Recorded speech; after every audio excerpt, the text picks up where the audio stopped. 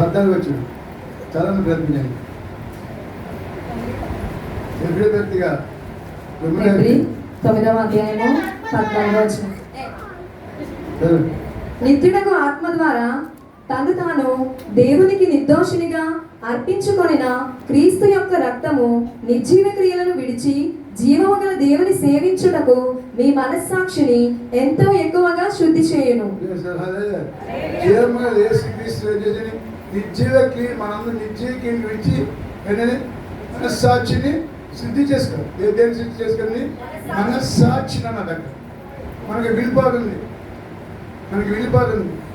వెళ్ళిపోరు అంటే టచ్ ఇచ్చి మనస్సాక్షి ఉంటుంది.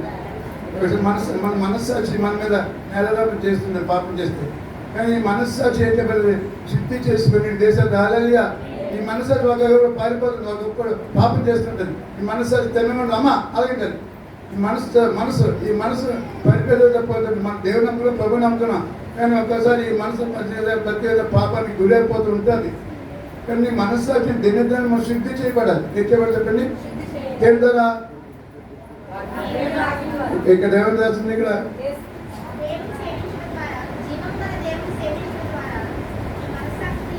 యేసుక్రీస్తు రక్తము ద్వారా సరిగా కలదు పెట్టండి. క్రీస్తు యొక్క రక్తం, అది క్రీస్తు యొక్క రక్తము ద్వారా నీ మనస్సాక్షిని శుద్ధి చేసుకో. దేశం హల్లెలూయా. వాక్యం ద్వారా శుద్ధి చేసుకున్నాడు. ఇక్కడ టాపిక్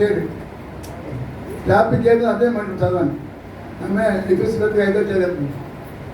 కనుక దేనితో శుద్ధి చేసుకొని నిర్జీవ క్రియలు విడిచింది. నిర్జీవ క్రియలు చేయలేని క్రియలు, ఏ చేయలేని క్రియలు పాపం.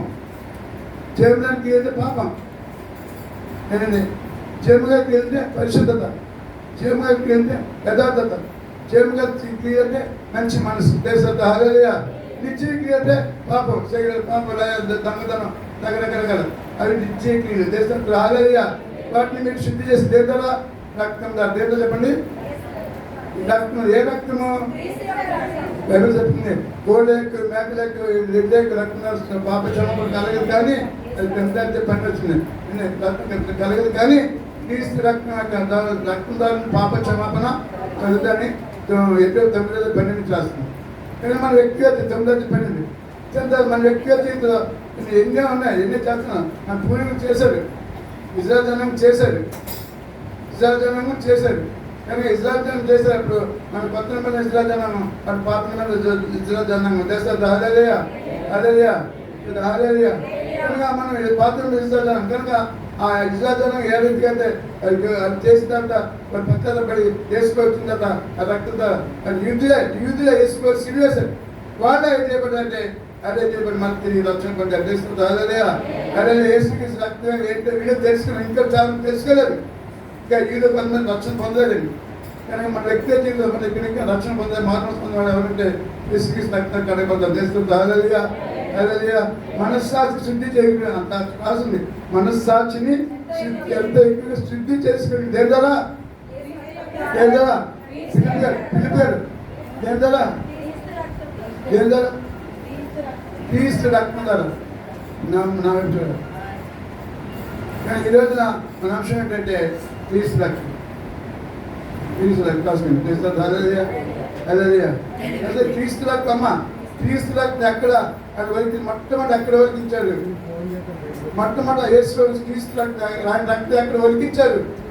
రాసుకోండి. ఈరోజు పాఠమా యాదవ